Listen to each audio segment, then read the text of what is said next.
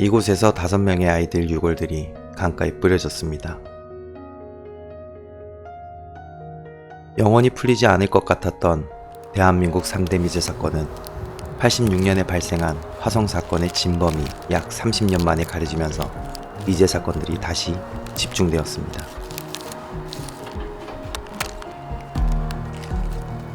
혹시 다른 2개의 미제 사건도 풀리지 않을까? 우리 로스트 팀은 심령 수사를 통해 91년에 발생한 개구리 소년 사건의 조그만한 단서와 키워드를 얻어보고자 합니다.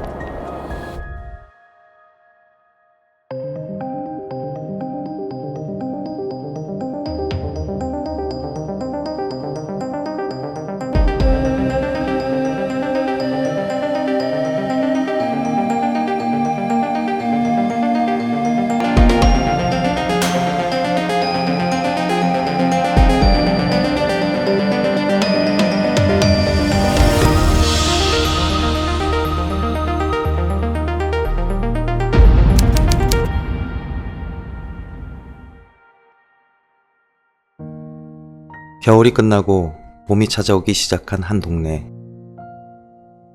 선거를 하는 날이었기에 임시 공휴일과 개교기념일로 아이들은 아침부터 마을 앞과 이웃집에 모여 놀기 시작했습니다.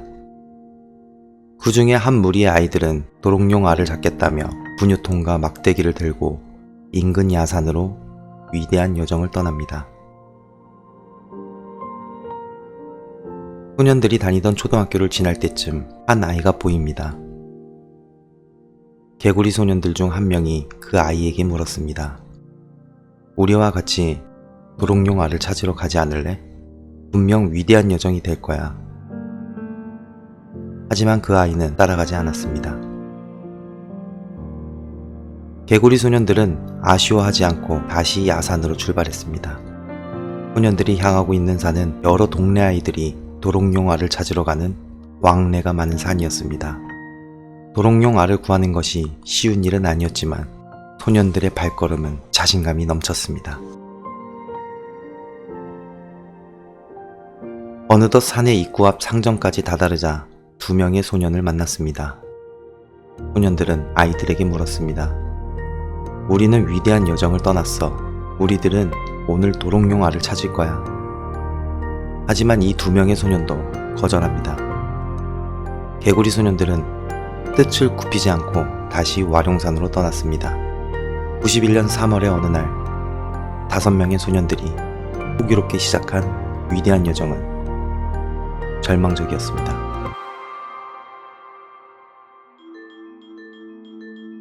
(91년 3월 26일) 도롱뇽 알을 찾으러 갔던 5명의 소년들이 흔적도 없이 사라졌습니다. 소년들은 대체 어디로 사라진 것일까요? 우리는 약 30년 전 소년들이 사라진 동네로 가봤습니다. 아이들이 사라진 곳으로 추정되는 곳은 와룡산.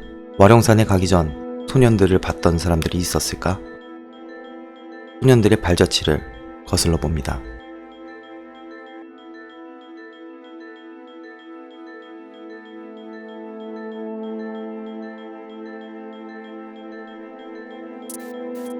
다섯 명의 아이들은 모두 초등학생이었고 초등학교 2학년부터 6학년까지 연령이 다양했습니다. 그 당시에는 마을 사람들이 두루두루 안면을 트고 지냈던 시기였기에 소년들을 목격한 사람들이 굉장히 많았다고 합니다. 개구리 소년들과 함께 놀고 있던 김군의 진술은 이렇습니다.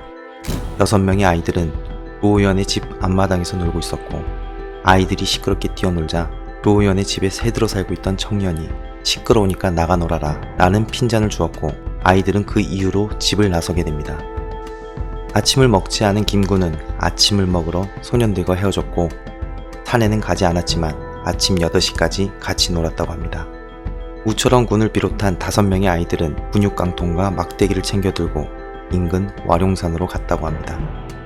조우영 군의 집을 떠나서 얼마 지나지 않아 소년들이 다니던 초등학교를 지나가던 찰나였습니다. 초등학교에서 김종식 군의 친구인 김군을 만나게 됩니다.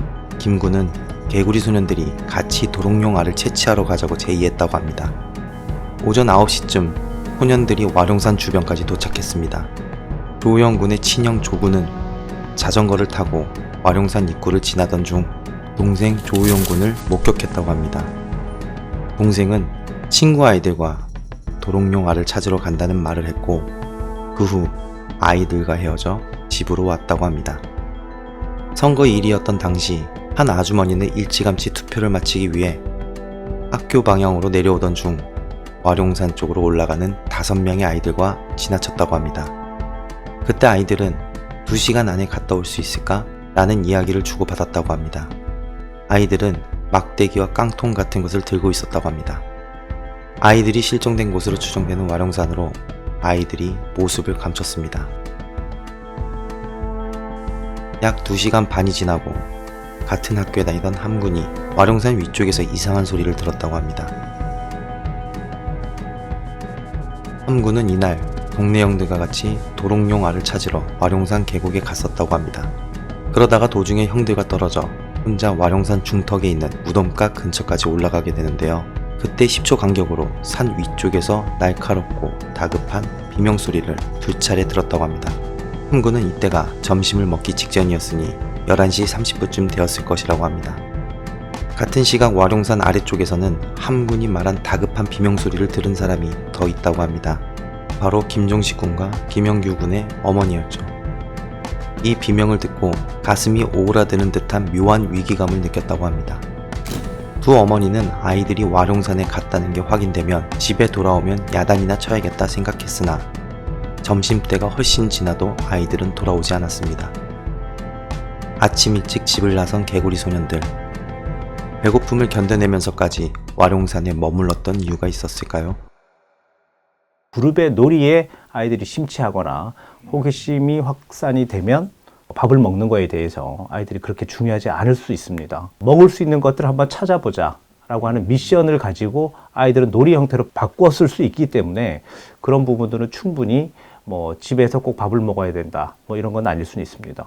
초등학생 이상 4학년, 5학년 정도면 충분히 진술에 대한 어떤 이제 자료도 쓸 수도 있고 참고를 할 수도 있는 부분들이 있습니다. 그 아이들이 거짓말을 했다, 잘못 봤다라고 하기에는 좀 어려울 것 같고 그런 조사들도 좀 충분히 고려가 되지 않았을까 그렇게 생각을 합니다. 2차례의 비명소리가 와룡산에 퍼진 후 아이들은 곳곳에서 목격되었습니다. 12시 30분 우철원 군과 동갑내기였던 김 군과 이 군은 12시 30분을 넘어서 와룡산 입구에서 개구리 소년들을 봤다고 합니다. 점심을 먹기 직전이었던 이들은 산 쪽으로 가고 있어서 대화를 하기도 했다고 증언했습니다. 이 둘에게는 와룡산에 같이 가자고 제의까지 했다고 합니다.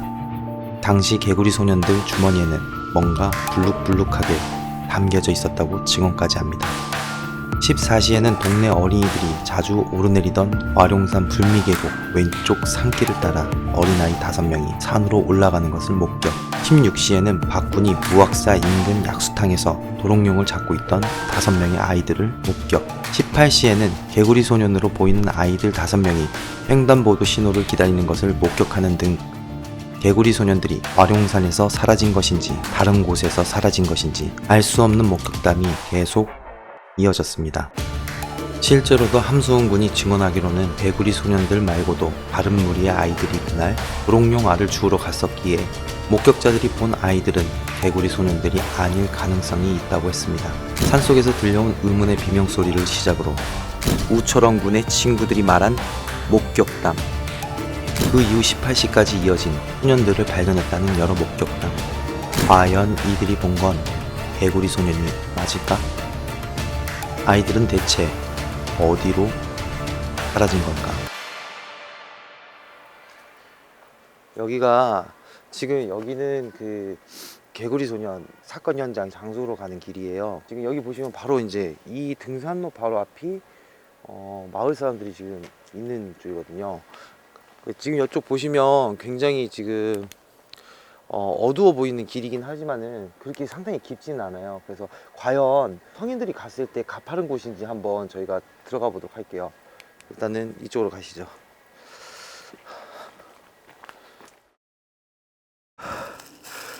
야, 여기가 우리 지금 10%도 못 왔어. 저기 사람 있다.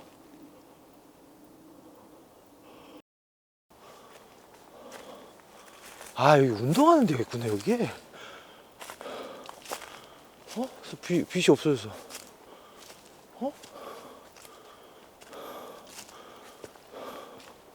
뭐야? 아, 저기 사람 간다, 사람. 저기 간다.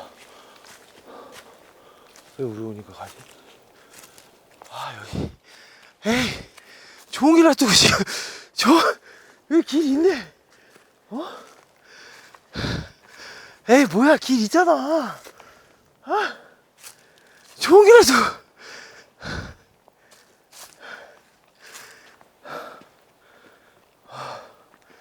우리가 잘못 올라왔어. 지금 여기서 보면은 나무 때문에 지금 잘 모르는데 여기가 지금 다 불빛이잖아요. 도시 불빛. 길을 잃어버릴 수가 없는데. 이제 두 가지로 봐야 되고요. 이제 아이들 연령대가 다 틀리기 때문에 그 중에 제일 나이가 많은 형의 입장에 있는 친구가 말이 보이지만 본인의 어떤 주관적인 판단으로 인해서 이쪽이 아니다, 돌아서 가는 길이 맞다라고 한다면 아이들은 따라갈 가능성들이 상당히 높습니다. 또래가 아니고 지위 체계가 잡혀 있는 하나의 서열 중심의 모임이기 때문에 충분히 그럴 가능성들이 크다고 생각을 하고요. 또 하나는 강압적인 어떤 영향이 있는 어떤 환경이 이제 들이닥쳤다면 뻔히 보이는 그런 이제 말이지만 여러 가지 문제점이 만약에 만들어졌다면 가고 싶어도 가지 못하는 상황, 이렇게 됐을 수도 있겠죠. 부모들은 초저녁까지 돌아오지 않는 아이들을 찾기 시작했습니다. 와룡산과 와룡산 주변 모두를 걸어다니면서 아이들의 행방을 쫓기 시작했습니다. 그러나 이상하게도 아이들의 행방이 묘연합니다. 날은 어둑어둑해져 해가 진 19시 50분 아이들이 집을 나선 지 약 12시간 만에 경찰에 실종 신고를 하게 됩니다. 어두운 저녁이 되자 경찰과 부모들은 아이들이 와룡산에서 길을 헤매고 있다고 판단하였고 아이들을 찾기 위해 와룡산으로 향했습니다. 적막하고 어두운 산 속에서는 아이들의 이름이 울려 퍼지기 시작했습니다. 아이들은 어디 있는 걸까? 당시에는 CCTV도 많지 않아 아이들이 산속에 있는 것 외에는 정보가 없었습니다. 선거일이었던 3월 26일 많은 경찰들이 투표소에 배치된 상황이었던 터라 실종 사건에 많은 인력이 투입되지 않았을 뿐더러 사건 초기 경찰은 뚜렷한 근거도 없이 개구리 소년들이 가정 불화로 인하여 가출했을 것이라는 초점을 맞춘 채 일방적인 수사를 하게 되면서 골든타임을 잃게 되었습니다. 실제로 5명의 아이들 모두가 집안 사정이 부유한 편은 아니었지만 별다른 문제 없이 가출할 만한 사유가 없었던 데다 애초에 약속이라도 한 것처럼 5명의 아이들이 동시에 가출할 가능성이 매우 낮아 가출이라는 가설은 신빙성이 굉장히 낮아 보였습니다. 결과는 아무도 몰랐겠지만 본격적인 수사를 늦추게 되는 계기가 된 것은 사실이었습니다. 만약, 정말 만약이라도 여기서 초점을 실종 사건으로 맞췄다면 아이들을 찾을 수 있지 않았을까요?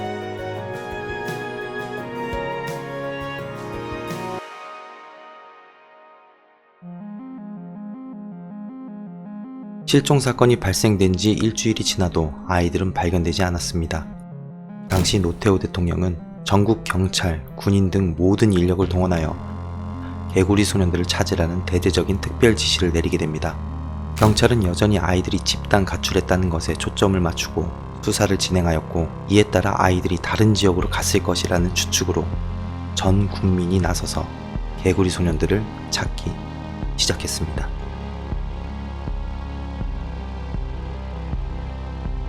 한편 가족들은 아이들이 가출을 하지 않았을 것이라는 생각을 하고 있었습니다.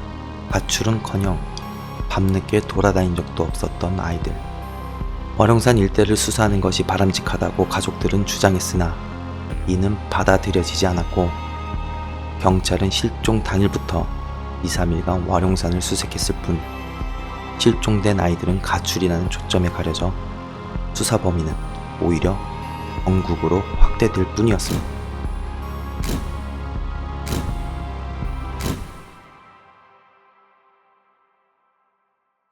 이제 길이 갈라지는구나. 그럼 우리 올라가지 않고 이쪽 능선으로 해서 가볼게요. 길이 두 갈래요. 왜 이쪽으로 가냐면은 우측으로 꺾어야 돼. 지금 내가 볼 때 이쪽으로 쭉 가면은 장소 나오거든요.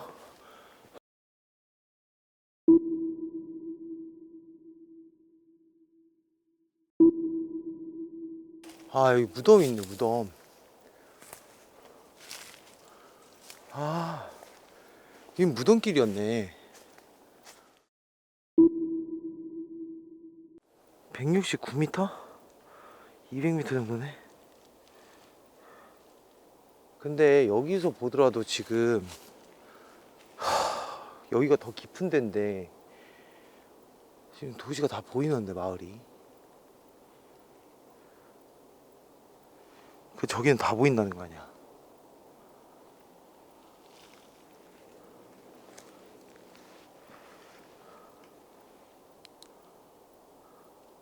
하기사지 그때는 불빛이 없다고 하더라도 마을하고 그렇게 먼 거리는 아닌데. 이야. 아, 야.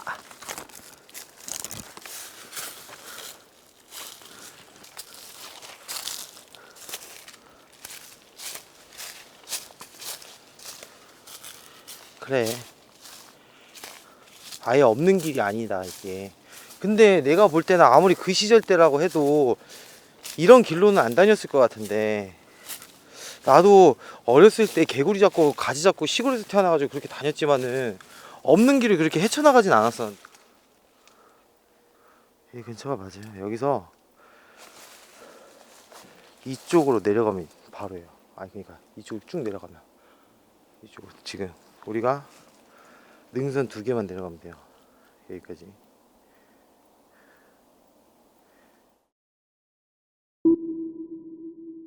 여기 계곡이 있었나, 옛날에? 물자리가 있는 것 같은데, 아닌가? 그렇게 따지면 자갈이 없는데? 어이씨. 그러네. 여기 냇물자리였네. 어? 그때는 계곡물자리네. 여기 보이시죠? 자갈 이렇게 쭉 해가지고 쭉 내려가는 거. 어? 여기 위에서부터 쭉 자갈이 모여 있잖아. 여기 물길이 나 있잖아. 물길이 여기 근처야. 여기로 쭉 내려가면 돼. 여기 길이네. 여기 길. 자갈길 따라갈까? 물길 따라가면 바로 나올 것 같은데? 이게 물길이야 다. 계곡 물길 맞네. 위로 쭉 연결돼 있네. 근데 물길이 험난해서 이쪽에 내려가겠다. 아, 그때는 여기 물이 흘렀구나. 오씨.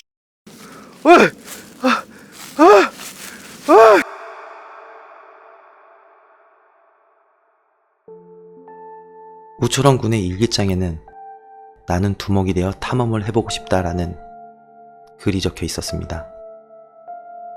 이 글을 본 경찰은 우초렁군이 다른 아이들과 함께 집단 가출을 한 것으로 더욱 확실하게 추정하였고, 경찰과 검찰은 전국적인 제보를 근거로 개구리 소년들이 앵벌이 우범 집단에 납치되어 감금되었고 강제 노역을 하고 있으리라 추정하였습니다. 그러나 가족들은 아이들이 평소 학교 생활을 성실히 해 단 한 차례도 가출을 한 일이 없었으며 야간에 돌아다닌 적도 없는 아이들이 넉넉지 못한 가정 환경 때문에 실종 당일 500원 미만의 현금만을 소지한 채 닷새 동안 소식이 없는 것은 이해가 가지 않는다고 반론하였지만, 그 순간에도 1천여만 장에 달하는 전단지가 배포되고 개구리 소년들이 앵벌이를 하는 것을 목격했다는 574건의 제보에 복지시설, 폐가옥, 동굴, 무인도, 야산, 유원지, 앵벌이 조직 아지트, 염전, 어촌, 한간지방 등으로 빠짐없이 출동하며 전국 방방곡곡 수색은 계속되고 있었습니다. 수색이 더욱더 전국으로 확대되면서 도롱뇽 알을 찾으러 갔던 성서초등학교 어린이들은 언론까지 보도되었고, 언론 초기부터 개구리 소년 실종 사건이라고 오보를 내면서 이때부터 개구리 소년 실종 사건으로 불리게 됩니다.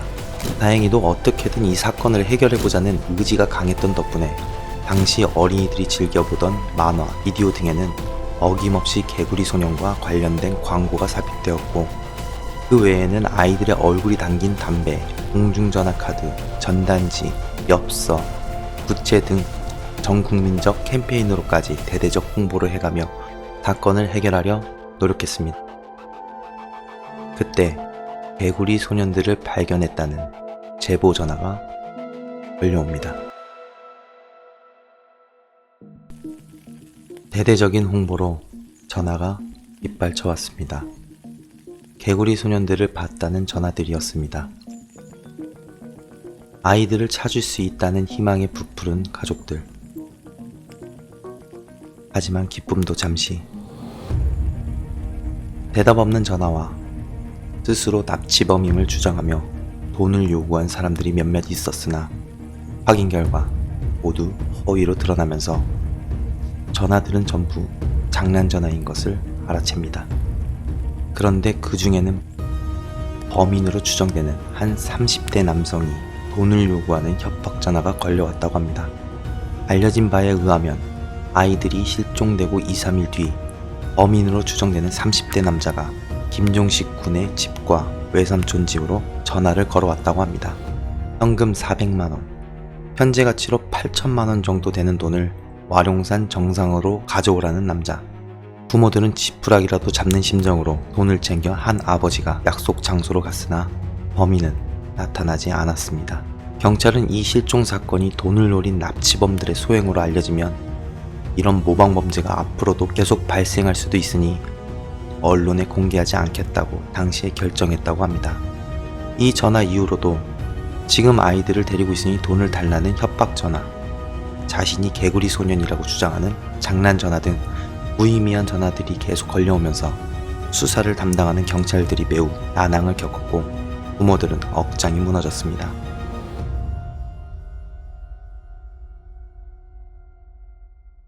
스스로가 뭔가 어필을 하고 자기의 어떤 이야기들을 만들어냄으로써 주변 사람들이 나에게 시선을 주고 그리고 자기 스스로도 우월감이 올라가고 자, 이런 역할들로 아마 사건의 이슈가 되면 뭐 그렇게 하는 사람들 상당히 많이 있고요. 그리고 또 하나는 망상장애를 앓고 있는 사람들이 상당히 많이 있습니다. 본인은 하지 않았지만 본인이 했으면 어땠을까? 라고 하는 추측성을 가지고 본인이 했다라고 이야기하는 사람도 상당히 많이 있고요. 네, 모방 범죄는 충분히 일어날 수가 있고요. 쉽게 해서 쉽게 벌 수 있다. 결과가 좋게 나왔다라고 하는 정보들을 주변에서 많이 듣게 된다면 어떻게 하겠습니까?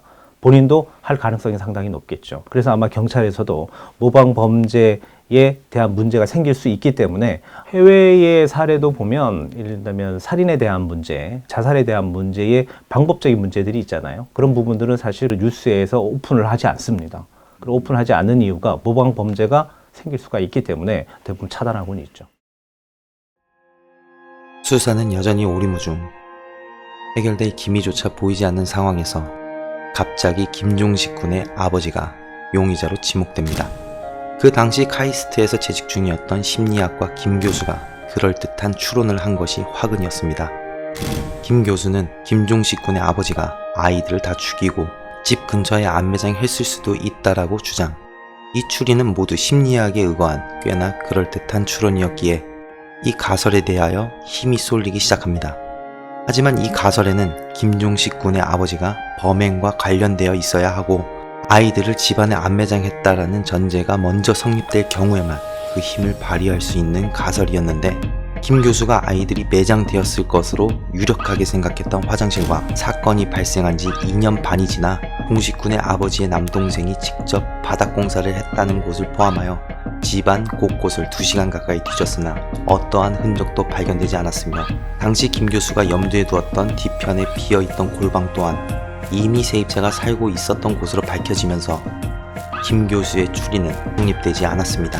그 이후 김 교수는 피해자 가족으로부터 명예훼손으로 고소를 당하나 50만원의 벌금형만을 받고 한국심리학회에서 제명을 당하면서 카이스트에 사표를 제출한 뒤 고향에 내려가 심리검사연구소를 운영하며 대학에서 겸임교수로 강의를 하고 있다고 하며 김종식 군의 아버지는 피해자를 2번 죽이는 수모를 겪은 이후 술로 지새다가 간암을 얻어 이승에서 못다한 부모의 도리를 저승에서 다하겠다. 먼저 종식이를 만나러 가겠다 라는 말을 남기고는 2001년 세상을 떠나게 됩니다. 전 국민들의 관심에도 불구하고 별다른 성과 없이 영구미제 사건으로 기록된 개구리 소년 사건. 생업을 포기한 채 전국을 돌며 자식을 찾기 위해 안간힘을 쓴 부모들의 눈물겨운 노력도 허사가 되는 듯 했습니다. 시간은 또 흐르고 흘러 국민들의 머릿속에서 개구리 소년들이 잊혀져 갈 때쯤 소년들이 발견됩니다. 되게 이제 민감한 부분일 수는 있습니다. 아이까지 이제 없어지는 상황이 돼버리고, 그리고 아이 친구들까지도 이제 문제가 생겨버린 상황에서 결국은 이제 뭐 억측이 난무했고, 그리고 아버지가 피의자로 또 이렇게 둔갑을 한 상황에서 아마 상당히 고통을 많이 받으셨을 것 같은데, 이제 우리의 문제가 뭐냐면 아버지가 사실 고통을 받았다, 이건 뭐 우리가 이야기를 하지 않아도 뭐 상당히 듣는 그 자체만 하더라도 저도 상당히 이제 충격적인 부분들인데, 주변 사람들이 그분에 대한 공감을 안 했던 것 같습니다. 자녀를 잃은 사람의 아픔에 대한 공감을 했다면 그런 억측은 하지 않았을 것 같은데, 그런 억측을 했다라는 것들은 사건을 빨리 해결하기 위한 하나의 이제 사회적인 문제가 있었거나 아마 이슈가 있었던 것 같아요. 그러다 보니까 작은 증거라도 비슷하게 연결만 되면 뭐 많은 억측을 할 수도 있고 압박을 했을 가능성이 상당히 높다고 생각을 하고요. 그 고통으로 아버지는 알코올에 대한 문제가 생겼고, 그리고 결국은 사망에까지 이르게 됐다고 하는데, 자, 이런 것들이 이제 우리가 얘기하는 사회적 전염, 그러니까 감흥 현상이라고 얘기하는데, 이제 나쁜 것들이 계속 퍼져나갑니다. 자, 그런데 이 나쁜 것들이 퍼져나가는데 그 중에 한 명이 타겟이 돼줘야 이 사건이 빨리 해결이 되거나 누구에게 예를 들면 부정적인 것들을 갖다 넣어줘야 이제 심리적으로 좀 안정이 되는 부분들이 있거든요. 그래서 가해자를 만드는 경우들이 있습니다.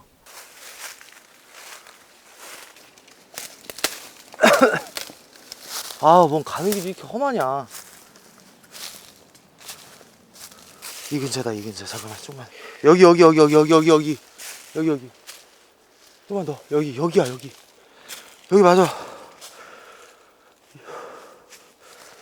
아니?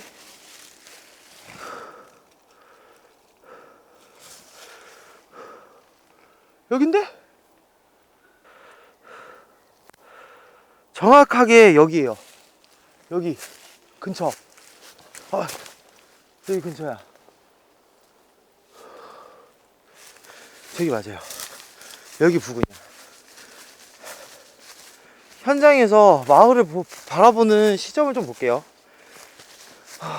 일단 저희가 길을 몰라가지고 지금 굉장히 산을 헤집고 왔는데, 이 동네 사람이고 여기에 사는 사람이면 좀 좋은 길이 있을 거라고 봐요. 내려갈 때 그거는 확인해 드릴게요. 근데 길이 험하지가 않아.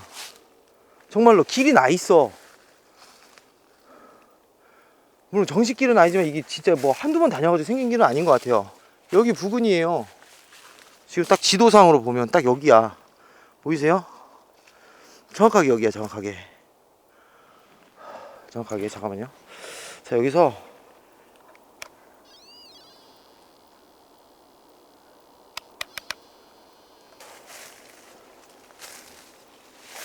지금 평균가 1은 나오고 있는데,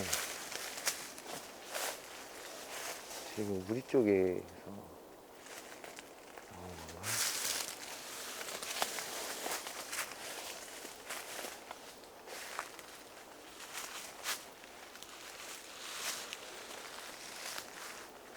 이쪽에서 일단 EF 측정 수치 자체가 여기서 살짝 일식은 뜨거든요. 일식 이걸 찾아가야 되는데, 잠깐만.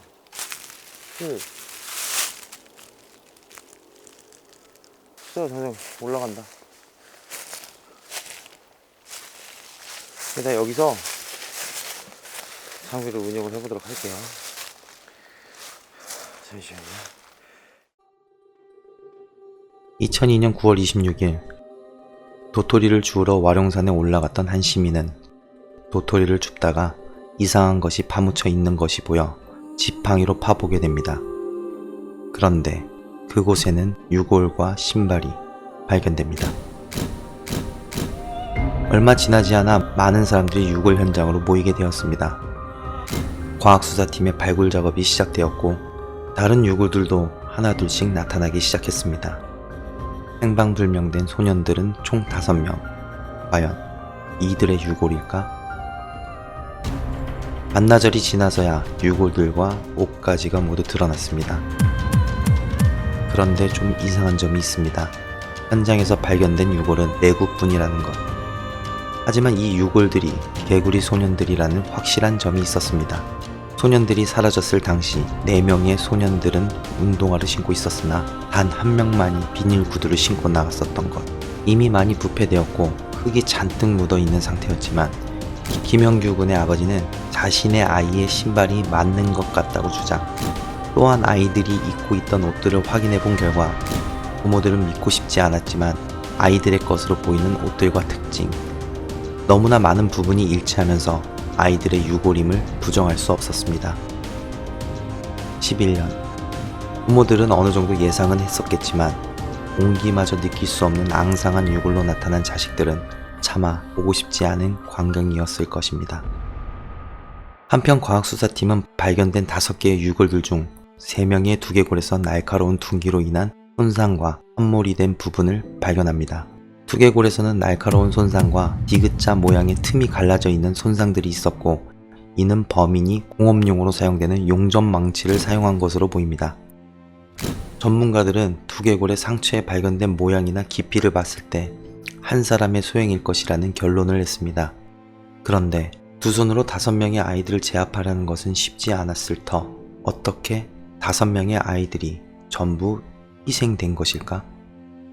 매우 잔혹한 방식으로 아이들을 살해한 범인, 대체 왜 아이들을 죽인 것일까? 혹시 사이코패스는 아닐까? 근데 저희들이 이제 이건 명확히 알고 계셔야 돼요. 사이코패스라고 해서 다 범죄를 저지르지는 않습니다. 사이코패스의 어떤 기질적 성향이 있는 사람들이 CEO를 하고 계신 분도 상당히 많고, 정치에 관여하신 분들도 계시고, 범죄를 저지르는 사이코패스 유형이 따로 있습니다. 만약에 범죄를 저지르는 사이코패스의 유형이다라고 한다면 사회와 좀 격리되어 있는 생각, 밤에 하는 모습, 낮에 하는 모습이 완전히 다른 것처럼 두 가지의 상황에 대해서 자기에 대한 이기적인 생각, 그리고 자기 위주의 생각들이 만들어지면서 그 사람을 가해를 해도 죄책감이 느끼지 않는 상황을 얘기하는 거거든요. 그래, 감성이 상당히 메말라 있는 사람들이 상당히 많이 있고요. 자기 중심적인 사람들이 상당히 많이 있습니다. 그런데 저희들은 이제 사이코패스보다는 소시오패스에 관계된 것들을 더 얘기를 많이 합니다.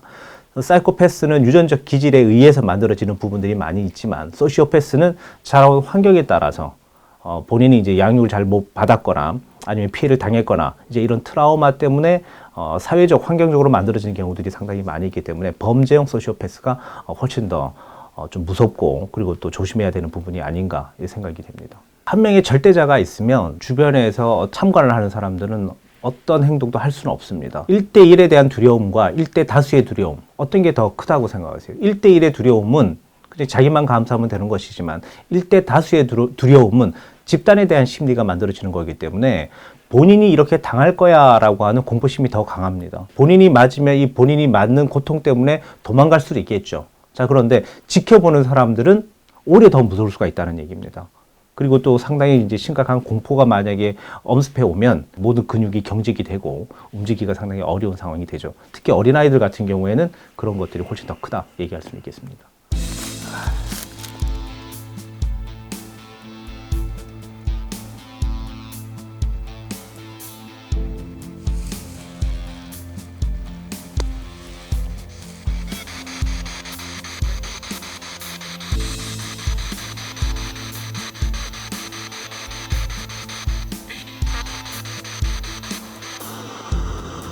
근처에 누구 계세요?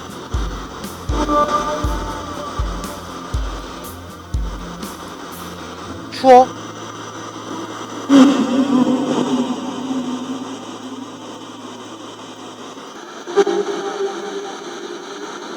혹시 여기서 죽은 5명의 아이를 아십니까?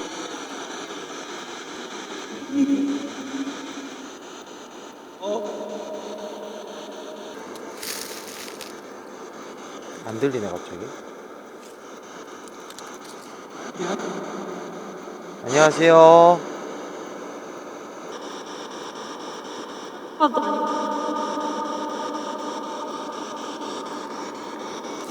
뭐라고 하는 걸까?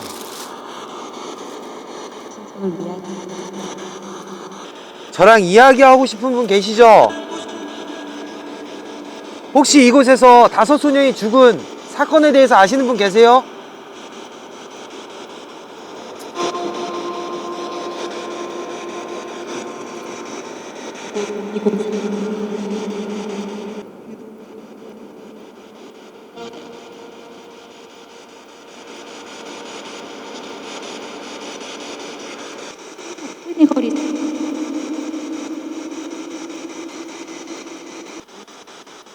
이들은 어떻게 죽었나요?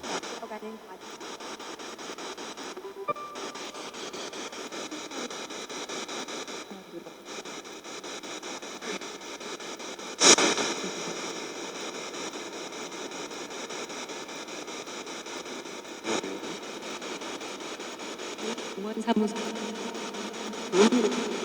어? 뭐라는 거야 도대체?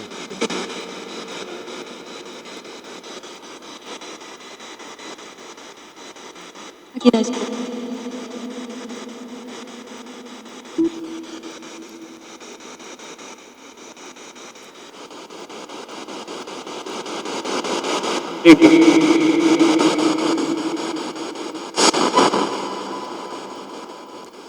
당신은 아니 이들을 묻은 건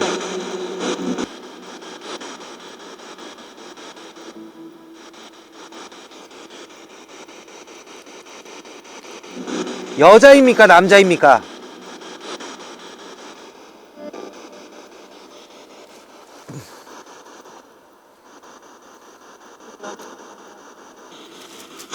지금 저하고 대화하고 있는 게 맞나요? 이봐요. 맞아. 이들은 누가 묻었죠?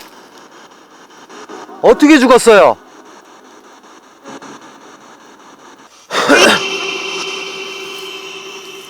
소리가 되게 많잖아요. 그 중에 팡팡 터지는 소리가 있어요. 이렇게. 이게 진짜 소리예요. 이 아이들은 살해를 당한 겁니까? 아니면은 어떻게 이 아이들은 어떻게 죽은 거죠?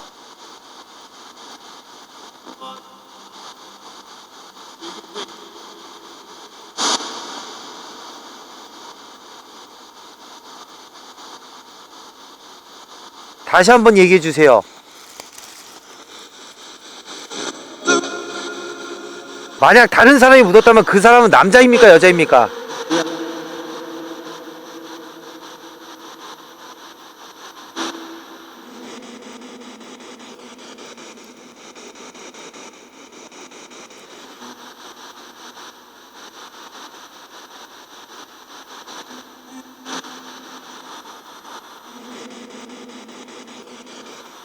그는 어떤 옷을 입고 있었나요?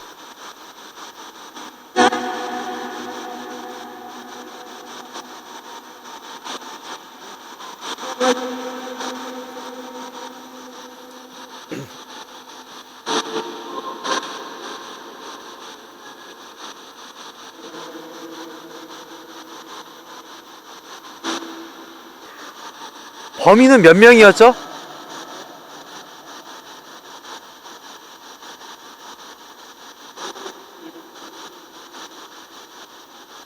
범인은 어디서 왔나요?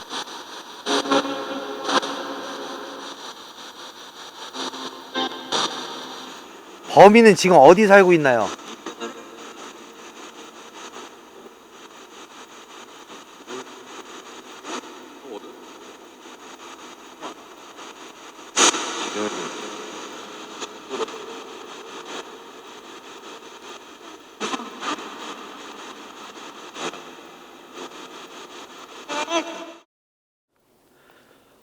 단어를 많이 뽑은 것 같은데 지금 당장 여기 현장에서 알아듣기는 힘들고 분석을 좀 해봐야 될 것 같아요. 들어가서 무슨 대화가 오갔는지. 근데 이제 좀 소름 돋는 단어 같은 게 좀 많이 나왔는데 바로바로 알 수가 없다 보니까 그래도 여기가 EMF 수치 상황에서는 지금 계속 많이 왔다 갔다 하거든요. 여기 지역이 이쪽 그 라인이 여기 없는 거일 수도 있고 여기 없는 게 맞을 수도 있죠. 왜냐면 이제 유골 자체가 여기 없기 때문에. 그래서 여기 있는 그 주파수를 통해서 이렇게 잡으려고 했는데 사실상 쉽지가 않네요. 이게 사실상 이런 식으로 범인을 잡을 수는 없죠. 그래도 사건에 조금이라도 이제 실마리라도 잡았으면 하는 바람 때문에 오긴 했는데 일단 뭐 내려가 보도록 하겠습니다. 일단 여기서 바로 저희가 길을 따라서 바로 내려가 볼 거예요. 밑에까지의 거리가 얼마나 되는지 한번 측정을 해보면서 내려가 보도록 할게요. 지금 시각은 9시 29분이고요. 곧장 밑으로 내려가 보도록 할게요. 여기서 마을까지의 거리는요, 밑으로 쭉 내려가면은 220m예요. 자, 여기서 곧장 내려가 보도록 하겠습니다. 뭐야, 바로 앞이야. 바로 앞에. 저기 마을이야, 마을. 그냥 바로 마을인데? 뭐 돌아서 왔다고 하더라도 마을인데? 바로? 길을 잃어버릴 그건 아닌데. 저거.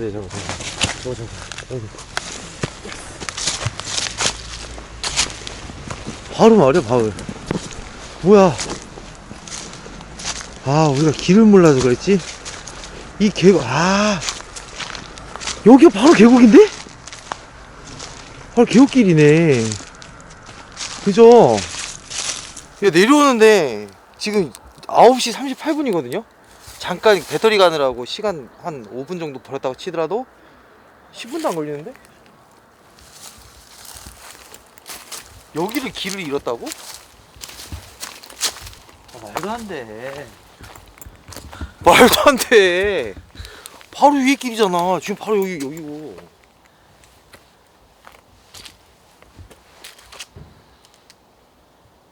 아니, 이게 내가 어이가 없는 게, 너무 우리가 산을 너무 오랫동안 탔다는 것도 억울한데 바로 위에인데? 지금 다시 올라가라 그러면은 15분만 주면 올라갈 수 있을 것 같아요. 좀 돌아간다고 하더라도 길을 알았으니까. 올라갔을 땐 물론 저희가 길을 모르니까 굉장히 삥 둘러서 이제 갈 수밖에 없었던 거지만은 내려올 때 많이 놀랬어요. 성인 기준으로 길을 모르는 사람이 15분 정도 걸렸다는 거는, 길을 알고 있는 어린 아이들이라고 하더라도 충분히 먼 거리는 아니었다고 봐요. 그러니까 빛이 없다 그래도 길을 잃어버릴 구간은 아니었을 거다라고 생각을 하거든요. 지금까지 이제 미제 사건이었기 때문에 빨리 사건이 해결이 되었으면 좋겠다라는 마음 지금도 갖고는 계실 겁니다. 자, 근데 결국은 해결이 됐다 하더라도 우리 아이는 지금 현재 없는 상황이고, 나는 충분히 큰 고통을 받았기 때문에 해결이 됐다고 해서 기분이 뭐 안정이 되고 정신 상태가 좋게, 이런 것들은 절대로 아니겠죠. 일단은 제 생각에는 이 미결제 사건이 어쨌거나 해결이 됐으면 하는 게 이제 사회적 바람이고 부모의 바람이긴 하지만, 결국은 이런 문제가 또 다시 만들어지고 불거지고 했었을 때는 결국은 부모님은 또 그 생각을 해야 되고, 또 그 상황에 대해서 또 큰 고통을 받아야 되고, 장단점은 분명히 있겠지만 그래도 일단 해결은 돼야 되겠죠. 그러나 이제 또 고통을 받을 부모님을 생각을 한다면 상당히 마음이 착잡한 건 사실입니다. 소년들의 유해는 2004년 경북대학교 병원 장례식장에서 연결식을 거행한 후 두개골만 경북대에 보관되었고, 나머지는 대구시립 화장터에서 화장하여 성주대교에 뿌렸다고 합니다. 이렇게 많은 의혹과 의문을 남긴 개구리 소년 살인사건은 범인을 찾지 못한 채 2006년 3월 25일 공소시효가 만료되면서 수사가 종결됩니다. 비록 공소시효는 끝났지만 수사는 끝나지 않았습니다. 시간이 지나도 가족들은 진실을 알고 싶지 않을까요? 개구리 소년들에게 애도를 표하며 미제 사건이 빠르게 해결되었으면 하는 바람입니다.